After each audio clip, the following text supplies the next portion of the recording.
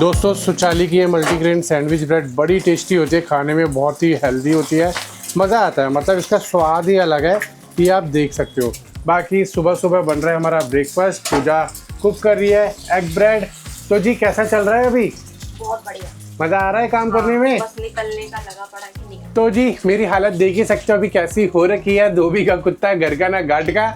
मैं मार्केट जा जाके थक गया हूँ, क्योंकि जैसे जाता हूँ सामान खरीद के आता हूँ, फिर लगता है अरे यार ये रह गया, अरे यार वो रह गया। और जाने से पहले पूरा मैं लिखता हूँ चिट्ठा कि क्या क्या रह गया है, फिर भी एंड ऑफ द मोमेंट कुछ ना कुछ रह ही जाता है। तो भैया दी हालत बहुत टाइट है, इसलिए व्लॉग भी नहीं आ पाया कल। तो अभी मैंने सोचा कि चलो सुबह उठते हैं और आज पूरा पैकिंग करते हैं, वैन के अंदर डालते हैं और कोशिश करते हैं निकलने की, क्योंकि जब तक निकलेंगे नहीं तब तक अपना काम नहीं होगा। तो निकलने से पहले मैं अपना मैकबुक भी अपडेट कर रहा हूँ, इधर आईपैड भी हमारा अपडेट हो गया है और आईफोन भी। बाकी घर का हाल देखो कैसे मैंने फैलारा मचा रखा है। अब क्या करें यार, हर छोटी छोटी चीज़ ज़रूरत पड़ रही है तो बार बार ढूंढनी पड़ रही है। तो इसीलिए अभी जैसा फैला हुआ है फैलने दो, क्योंकि अभी हमें पैक करना है। और यहाँ पे हमने सारे कपड़े वगैरह पैक कर लिए हैं। और ये हमारा दूसरा रूम है, इसमें देख ही सकते हो किस तरीके से सामान फैला हुआ है। तो अभी ये भी हमें पूरा सेटल करना है, काउंट करना है, क्योंकि एक भी सामान रह गया तो हमें वैन बिल्ड करने में बहुत प्रॉब्लम हो जाएगी। तो अभी हमारी और घर की शक्ल पे मत जाना, हमारी भावनाओं को समझना कि हम लोग अभी कितने बिजी, मतलब कितने थके हुए और कितना काम कर रहे हैं। बिल्कुल टाइम नहीं मिल पा रहा है, क्योंकि दिल्ली में गर्मी बढ़ गई है, तो आपको पता है गर्मी में काम हो नहीं पाएगा। बात गर्मी की नहीं है, बाहर चल रही है लू, तो खड़े होते ही बैंड बज रही है, तो उसमें तो काम करना नॉट पॉसिबल। तो इसीलिए हम लोगों ने डिसाइड किया कि हम लोग जा रहे हैं पहाड़ों में, वहां पे जाके हम अपनी वैन को बिल्ड करेंगे। तो जी आज का पूरा दिन जाने वाला है हमारा सारा सामान कलेक्ट करना और गाड़ी के अंदर लोड करना, और उसके बाद फिर निकलना। सीट बेल्ट भी तो लगानी है। हाँ, सीट बेल्ट हमने अरे भाई मैं कल लेके आया था मैं सीट बेल्ट, तो फिर मैं दिखा दो क्या क्या लेके आया था, वो बहुत जरूरी सामान था। तो चलो फिर आज का व्लॉग शुरू करते हैं इस हैजल के साथ। Welcome back to my YouTube channel, my name is Sam और आप देख रहे हैं राइडिंग विद पी। अपना नाम कौन बताएगा? पूजा, वो तो सब जानते ही है ना। चलो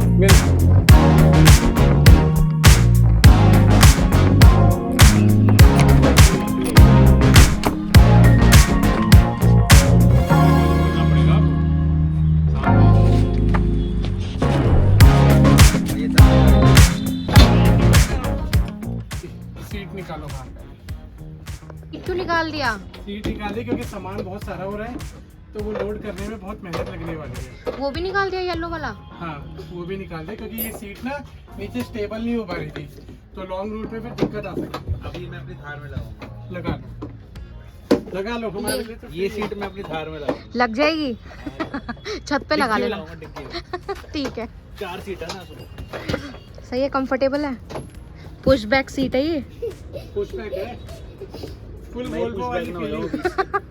वोल्वो वाली फीलिंग है फुल। रहने दो, तुम्हारा वजन नहीं ले पा रही है। अरे वो बंद नहीं है नीचे, हवा में वो।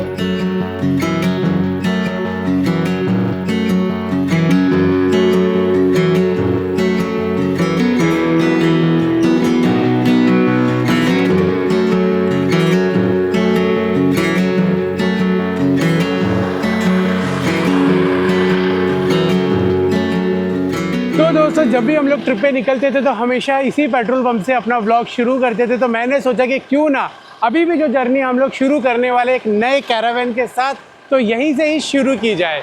तो चलो अंदर चलता है, क्योंकि बाहर हो रही है बहुत ज़्यादा गर्मी और अंदर लग रही है सर्दी, क्योंकि यहाँ लगे 2 AC। तो दोस्तों देख लो जी सामान किस हिसाब से हमारा भरा पड़ा है यहाँ पे। तो हमने सारा सामान लोड कर लिया है, हमारा पिल्ले के लिए स्पेशल स्पेस बनाया हुआ है। वैन को लिए हुए तो काफी दिन हो गए, लगभग हफ्ता भर हो गया है। लेकिन बिली ने आज पहली बार देखी है, तो हमने सोचा कि इसको यहाँ पे पहले इसके लिए स्पेस बनाया जाए। और ये बंदी अंदर घुसते ही फुल खुश थी और अपना सो गई। इसका स्पेशल ट्रीटमेंट बनता है। सही बात है, 1 हफ्ते बाद दिखाया इसको वैन। चलो अभी पहले आगे बढ़ते हैं।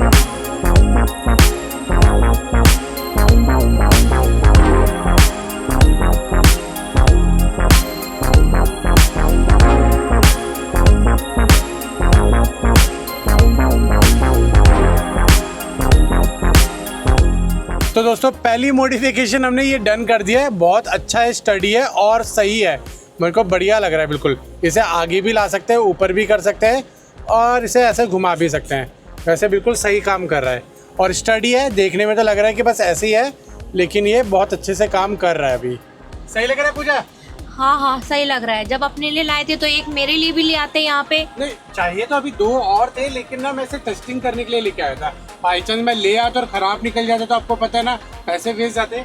तो इसीलिए अभी जब वापस आ जाएंगे तो 2 और ले लूंगा। ये ठीक है। ये हाँ ये देखो, एक इसके लिए भी चाहिए। अरे वाह सही है। एक मेरा।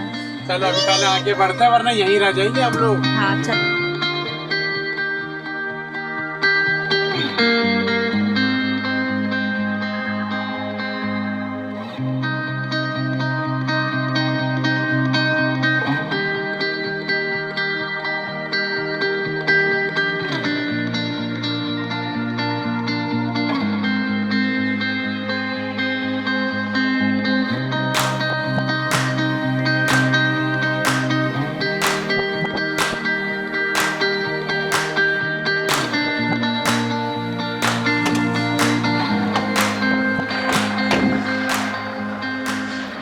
इससे उतरने में मज़ा आता है बहुत ज़्यादा।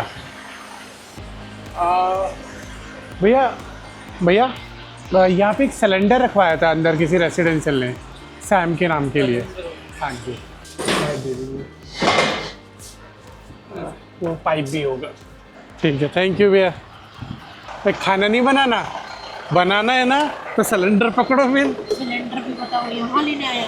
कहाँ रखूँ मैं ये सामान? भाई इसके बिना काम नहीं होगा। बिल्ली तो क्या गैस भरेगी, इसको ना उधर कोने में रख दो, बिल्ली इधर ही बैठ जाएगी। नहीं उसका वो पूरा प्लेटफॉर्म बना हुआ है, ठीक वो है। बाहर आके करेगी क्या बिल्ली?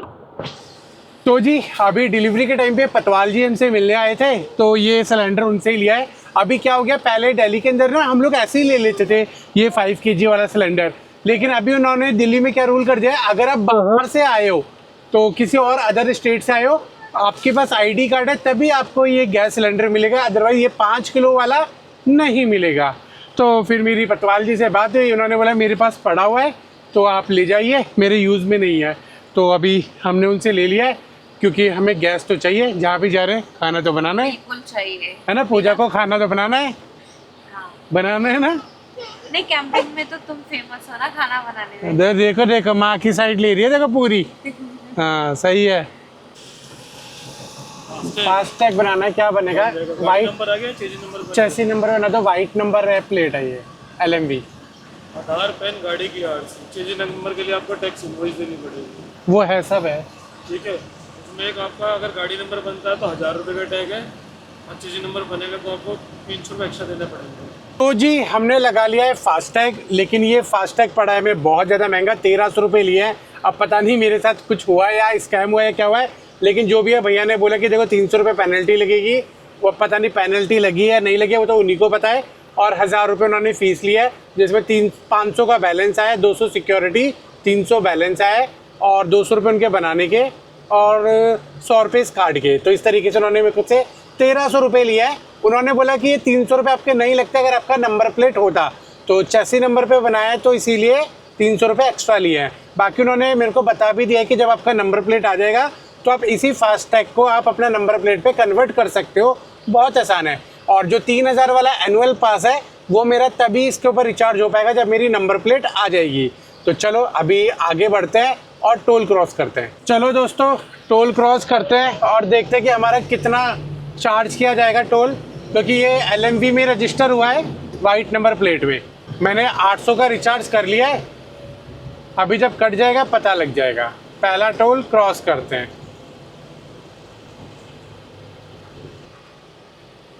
180 रुपये का टोल है जी। तो देखते जी कितने कटते हैं। मैसेज आएगा ना?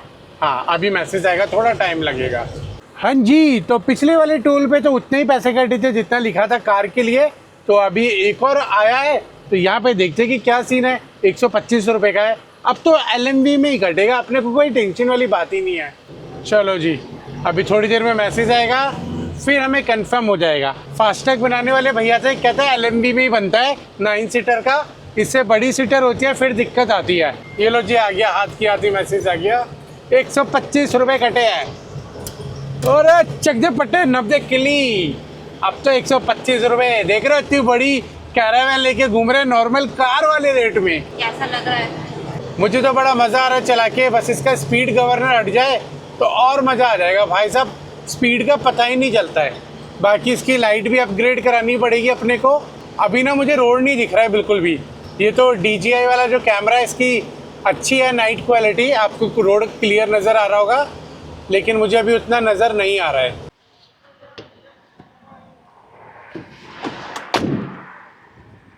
भाई साहब क्या मज़ा है इस गाड़ी को चलाने में, लेकिन एक छोटी सी कमी लगी है, लेकिन वो कमी भी बिल्कुल सही है। कमी क्या है कि यहाँ पे ना इसका 80 kmph का स्टिकर लगा हुआ है, जिसकी वजह से ना इसकी स्पीड 80 से ऊपर जा ही नहीं रही है। और मैं सच बता रहा हूँ, जैसे ही इसके रेस पे पैर पड़ता है ना तो स्पीड का पता नहीं चलता। और फिर आपको पता है कि अभी अपन नए नए ड्राइवर इतनी बड़ी गाड़ी के, तो भैया स्पीड कंट्रोल में होना बहुत ज़रूरी है, क्योंकि चलाने में इतना मज़ा आता है, ऐसा लगता है पता नहीं आसमान में उड़ रहे, फुल वो वाली फीलिंग आती है। चलो अभी ठीक है, 80 की स्पीड इसमें मेंटेन कर रखी है। अभी कुछ दिनों में जब अपन परफेक्ट हो जाएंगे तो इसको खुलवा देंगे। बाकी जी क्या चल रहा है, क्या हिसाब किताब हो रहा है? बिल्ली को ऊपर कर दिया, चलो चाय पीते हैं यार, है ना, थकान हो रही है। क्या हुआ गुड्डा को, क्यों रो रहा है? चलो बिल्ली को हमने अंदर कर दिया, फुल बड़ी गाड़ी है, इसको कोई दिक्कत नहीं है। ये पूजा क्या खाना था?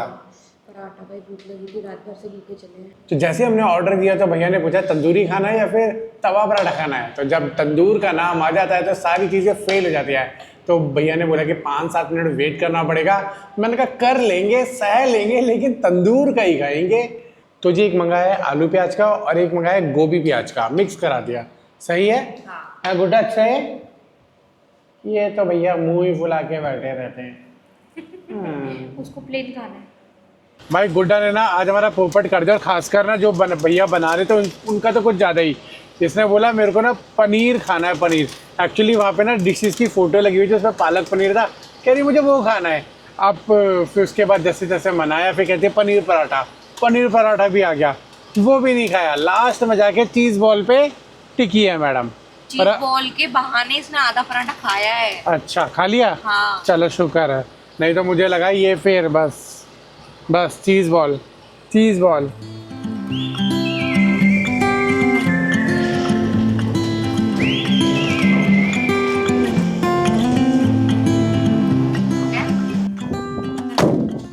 देखो जब से हमने ये वैन ली है तब से मैं बोल रहा हूँ ये बहुत खूबसूरत लग रही है, ये बहुत अच्छी वैन है, मज़ा आ रहा है हर एक चीज़। और आप लोगों को पका दिया है मैंने ये बात बोलते बोलते, लेकिन आज मैं एक ऐसे पर्सन से मिलवाने वाला हूँ जो ऑलरेडी प्रो है कैंपिंग के अंदर, तो वो खुद बताएंगे, अपने मुंह से खुद तारीफ करेंगे। कैसे हो रवि भैया?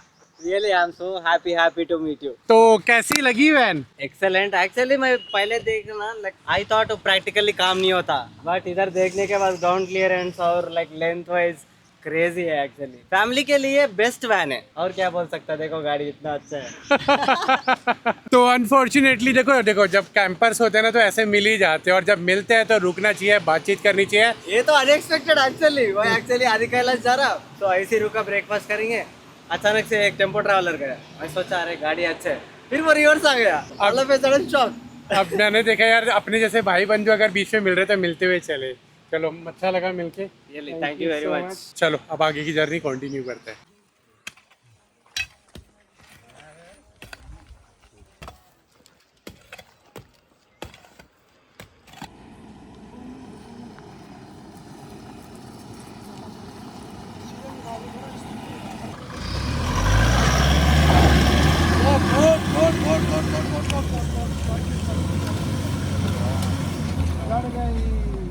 ओके तो जी हमने अभी यहाँ से ना गाड़ी को ऊपर चढ़ाया, और मैं सच बताऊँ जब हम लोग इस चीज़ को बनवा रहे थे ना तो मुझे लग नहीं रहा था कि गाड़ी ऊपर चढ़ पाएगी, क्योंकि गाड़ी का लोड ज़्यादा है और पावरफुल में थोड़ा सा मेरे को कंफ्यूजन हो रहा था, लेकिन सारी चीज़ें आपके सामने हो ही गई।